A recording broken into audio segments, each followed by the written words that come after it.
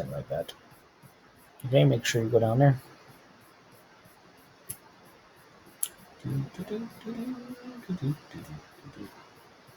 How is everyone doing today?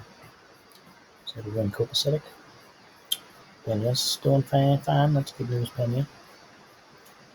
How about you, Miss Cortez? Are you good? Mr. Quebec?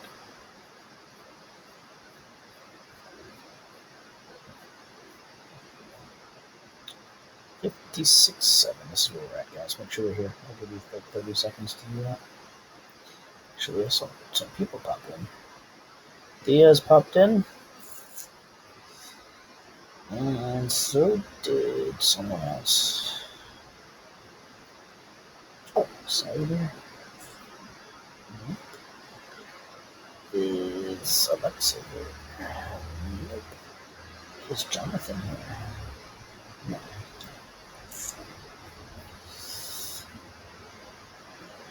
Alright, again, make sure you're here, guys. Which is page, I think, like 90 something or 100 something. In the book, it's 90. No, so it's. If you're using the novel, it is page 100. If you're using the cheat, it's page 57. Alright, make sure you're paying attention. Remember last chapter, what basically was happening is we had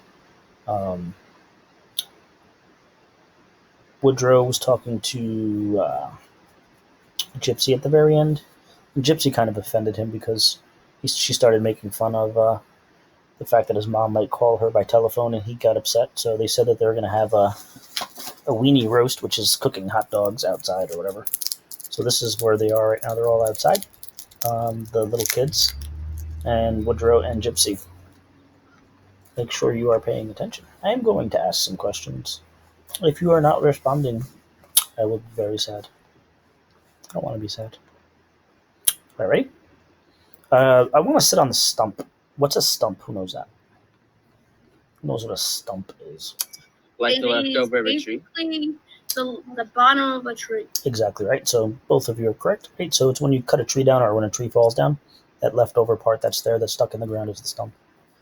Buzz insisted when we were all gathered around the fire that Saturday night about the end of June. It was a perfect evening, except for a wasper which Buzz killed, and a few gnats. The insects did get on us much. There was only one stump, and for that reason I had suggested that we all sit on the ground Indian fashion. But Buzz could be hard-headed, as they come, and he was bound and determined to get his own way. I guess we were all a little chicken-hearted when it came to Buzz, because he had a reputation for beating people up. Why, certainly, Woodrow said, as agreeable as all get out. If Buzz wants to sit on the stump, let him. Right, so Gypsy's trying to be fair, let them all sit on the ground, but Buzz is kind of a bully, so he kind of gets his own way. So whether I liked it or not, Buzz climbed onto the stump. I was disgruntled, that means upset, because it put him away yonder higher than the rest of us, and we all had to look up to see him. On top of that, he decided he wanted to tell a story. Seemed like everybody had a story these days. We listened politely as he told us this tale we had all heard before. Only he said it happened to his aunt, and we know darn good and well that this was a lie. He said one day that she went to eat from a can of store-bought tomatoes, and there amongst the tomatoes was a human finger. She got sick, she puked all night long.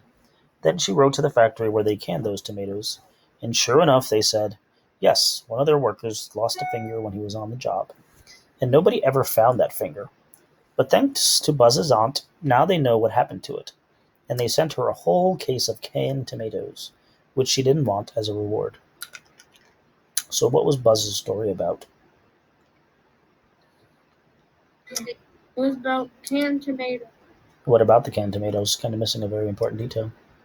That there was a finger in it. Yes, there was a finger in it. Good. Right, so he tells the story, and again, his purpose is to try to sick these people out.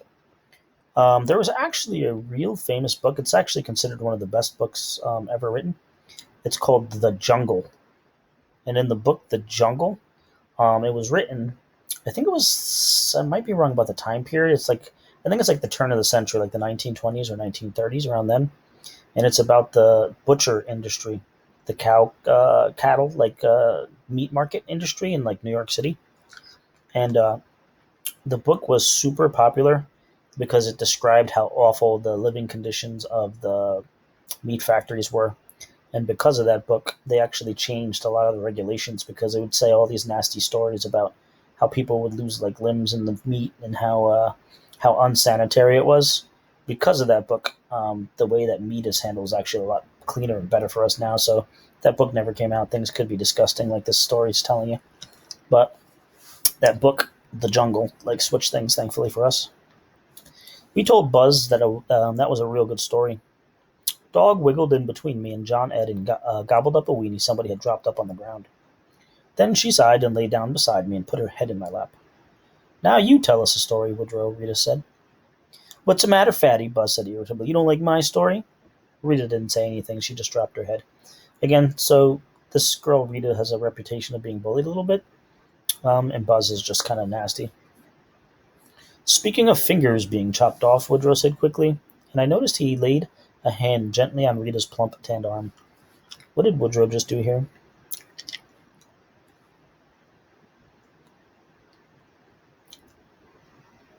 What is he doing there?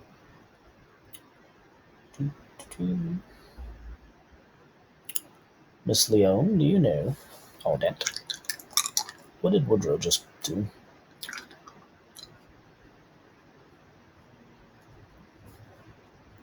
What did Woodrow just do? I said, what did Woodrow just do right then and there? He did something very subtle, almost unnoticeable, but I'm sure other people might have seen it. What is it? Like he touched your arm, or like. Oh, what is he doing though? It's something else going on there a little bit. It's kind of tied to this idea before it. Is he telling her to calm down? Close. It's not calming her down. He's doing what though? So this is Buzz going, what's the matter, Fatty? Buzz said irritably, you didn't like my story. Rita didn't say anything. She just dropped her head. Speaking of fingers being chopped off, Woodrow said quickly, and I noticed he laid a hand gently on Rita's plump tanned arm. What is he doing? Is he like calming her? Kind of like calming. He's actually like, yeah, consoling her, right? So as nasty as Buzz is, Woodrow's quite the opposite, right? He's kind and gentle. It reminds me of a good one. It was wintertime 2 years ago and cold enough to freeze the abdominal snowman. It ain't abdominal, it's abominable, Buzz chided. Right, Woodrow went on. It's a joke, Buzz. Anyway, my Aunt Millie was awful sick. In fact, she was on her deathbed. Me and Daddy and Mama were over there trying to do what we could to help Uncle Russell out. But it happened I was the only one on our room with Aunt Millie at one particular moment when she turned her face to me and she said, Woody, my boy, dying ain't nothing but changing your form like water turns to steam, you know? Then she closed her eyes and died right in front of me. I cried my eyes out because I loved her. Willie Stacy belched real big. That means burping. He had put away 4 hot dogs. We were all working on a sucker, that's a lollipop, which had caused Woodrow to pause and get in a couple of licks. So we buried her next day. Woodrow went on, Uncle Russell didn't have the money for an undertaker and a casket and all. What's an undertaker? I know some of you who watch wrestling might know who the Undertaker is. It's like the guy who like digs them or like digs the grave or something. Yeah, it's essentially what they are. The Undertaker is the person who digs the hole for the dead bodies to go into. A casket is what? Something they put the dead body goes. Yep, exactly. Yeah, so the body goes inside of a casket. So he made his own coffin out of pine. Pine's a type of wood. Aunt Millie always loved the smell of pine. He lined it with that warm, soft stuff Aunt Millie used to line quilts to keep her warm, he said. Then he dressed her up in her white wedding dress, because it was the only fine thing she had to wear. He left her diamond ring on her finger because he couldn't get it off. It was just a little old diamond anyway, but she was always so proud of it. She never took it off from the day she married Uncle Russell, and she would tell folks how he'd save up money for 3 years and ordered it special from Baltimore. We all gathered at the graveyard. The Praters and the Honeckers. That's like their last names, okay? Aunt Millie was a Honecker before she married Uncle Russell, but don't hold that against her. So what does that tell you about the Honecker family? What does that say? That they were proud of their name or something like that. No, you're going the wrong way with that. It says Aunt Millie was a Honaker before she married Uncle Russell, but don't hold that against her. She wasn't proud of being it. Yeah. So what does that tell you about the Honekers? That they're not. They don't have a good reputation. Exactly right. Yeah. So reputation was huge back then. I guess to some day, like your reputation of your family matters a lot, but back in the day, it mattered much more, right? So your name meant a lot. So the Honaker family obviously has this bad reputation in town. All the neighbors came, including the Sloanes. I'll tell you how those Sloanes are. They wouldn't miss a funeral for anything, especially Bertie and Gertie. So we had a graveside service there above the old home place where all the Praters are buried. First, the preacher prayed with us over the open casket. Then we placed holly with the red berries on top of her because there wasn't a flower to be found anywhere in that cold. Next, Uncle Russell fastened the lid down with leather ties he had made, lowered her into the hole, and shoveled it full of his dirt his own self while we all cried. Then it started to snow. There was silence for a moment, except for the frogs and Franklin Delano wheezing. So this is actually them returning in time. Okay, so this is the story. This is them just in the around the fire. He had asthma. A little breeze rippled through the apple trees, and an owl hooted. We shivered and moved closer to the fire, just like we could feel that cold winter day Woodrow was talking about. So the purpose of this little paragraph here is to kind of show you how the kids are getting like a little bit spooked out by this entire story. Mom and Daddy and me, we went over to Uncle Russell's to fix supper for him and keep him company, for he was tore up pretty good. And when it got dark, he said to us, "I reckon y'all could spend the night." So we reckoned we could. By 10 o'clock, it was snowing hard. We stoked the heating stove, rolled ourselves up in quilts, and talked quiet like for a long time, mostly about Aunt Millie. Woodrow's voice grew soft. There was a nice smell in the room that somehow seemed to belong to her, and there were shadows on the walls, and I wondered, was she close by? Could she hear us? Hadn't she said death is no more than changing forms? So maybe she was one of them shadows or a whiff of whatever was smelling so good. Then Uncle Russell took the one bed. Mom and Daddy took the other. That left me to sleep on the floor in front of the heating stove, but I didn't mind. I thought I could keep the fire burning all night. I'll never forget it. My old dog, Moses, had recently died, and I still missed him. So I was dreaming about him when it seemed like I heard somebody calling my name. Woody, kinda soft. Then the voice said, Woody, I'm so cold. And again, Woody. Well, there was only one person in the world who called me Woody. Do you know who that was? Who, we all said at the same time, but we knew who. Aunt Millie. Nobody else ever called me Woody except for her. I woke up shivering and I pulled that quilt tighter around me and listened, but all was quiet. Out the window near me I could see snow coming down thick. Then I knew something wasn't right. I couldn't feel a cold draft, and I thought the door must have blowed open, so I rolled over and I looked at the front door. Then I like died. She was standing there in that open doorway. Who? Aunt Millie? Her ghost? That's what I thought, a ghost. But it was really her standing there in a white dress, with snow all over her hair, and blood all over her front. Blood? Yep, blood. She was looking right at me and holding out her hand towards me. It was the hand that was bleeding. Woody, she said, I'm so cold. And I started hollering. Why is he screaming? Because he's scared. Yeah, exactly right. What's he looking at? He's supposed to be dead. Yeah, exactly. He's looking at his dead grandmother standing there with blood all over her. How would you feel if you saw a dead woman standing in the doorway at night in the snow calling your name? Well, I'll tell you one thing right now. You wouldn't feel good about it. If I'd been an old person like Granny or Grandpa, I would have died a heart attack on the spot. I about did anyhow. Mom and Daddy and Uncle Russell came rushing in, and when they saw Aunt Millie, all three of them froze where they stood. I'll declare the natural laws of the world seemed reversed. You couldn't believe your eyeballs. It was Uncle Russell who came to his senses first. He grabbed her and brought her to the heating stove. My darlings came back to me, he said. When it was all sorted out, what happened was this. The Sloane sisters, Bertie and Gertie, saw that diamond ring on Aunt Millie's finger at the graveside service and decided to dig her up. Why? To take the diamond? Yeah, exactly. They're trying to take her ring. Take that ring, fill the grave again, and then nobody would know the difference. But when they tried to get the ring, it wouldn't come off her finger, so they took a knife and cut her finger off. That's when Aunt Millie rose up and shouted, "What the hell are you doing to me?" And that scared Bertie and Gertie so bad they ran away screaming, and Aunt Millie crawled out the grave. She was a little bit out of her head and didn't really know what was happening, but she knew how to get home. "How could that happen?" Garnet said. "Did she come back to life?" "Shoot no, Garnet. She never was dead to start with.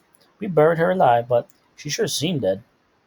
Bertie and Gertie Sloane actually saved her life by trying to rob her grave. "Well, did she die then?" Franklin Delano wanted to know. "Nope. That night, Uncle Russell took her to the Clinch Valley Clinic, where they stitched up her hand and kept her for a while. Then they sent her home. She's alive and kicking to this very day." "What about Bertie and Gertie?" John Ed said. "Both of them, their hair turned white overnight. The next time anybody saw them, they were down at the Church of Jesus getting saved. They swore they'd never steal anything again, and they sent Aunt Millie's ring back to her by way of the preacher. They had put it in a little old aspirin tin with cotton all around it. Of course, Aunt Millie had to wear it on her pinky after that, but she said that was a small price to pay for her life." "Is that the truth, Woodrow, or did you make that up?" Buzz said. "It's the truth, Buzz. Really happened." "You're always want to know something really the truth," Woodrow said. "Well, I like to know," Buzz said. "I don't like stories that somebody made up." We didn't say a word about his canned tomatoes story. So why aren't they saying anything about his canned tomato story? It sounded fake. Yeah, exactly, because they know he's lying. "Now I have another story," Buzz announced. "It's about a rabid squirrel. It's a true story, too." What does it mean if something's rabid? Does anybody know that word? R-A-B-I-D? It has things coming out of its mouth. Yeah, exactly. It's a disease called rabies. You guys ever hear of rabies before? Yeah, rabies is it's a disease that actually is kind of crazy. It actually turns you almost like into like a zombie, right? Like it's if you ever look at animals that have rabies, they're foaming from the mouth and they just like want to attack. And if you're bit by an animal that has rabies, you basically start to behave in that same way. So you'll start to like lose your mind and you'll start foaming and then you'll want to like attack people. It's like crazy disease. So if you ever get bit by an animal, they always take you to the hospital, get a shot, because eventually you could get rabies and go, you could actually die from it too. Aren't the shots like really painful? Yeah, well, it's a super long needle they got to give you or something if they give you a rabies shot. But if something bites you, I'd rather get a rabies shot than die of rabies. Hold on there, Peggy Sue. Which one was it? A rabbit or a squirrel? Yeah, that's another reason, actually. Let me just pause for a second. Like, you don't go up to animals that you don't know. So if you see some like dog or cat on the street, you don't know where that dog or cat has been. So you should never like be petting animals that you don't know. With that, we got hysterical and started telling jokes one on top of another. Woodrow wanted me to tell the eyeball one, but everybody heard it. So I asked him to tell the 2/10 one, which he did, and everybody liked it. In the midst of carrying on and acting a fool, I glanced up at Buzz and I saw he was not laughing at all. Uh-oh. Somebody must have stepped on his corns real hard. So this is actually an idiom. You might know what corns are. You know corn food, but I'll show you what corns are.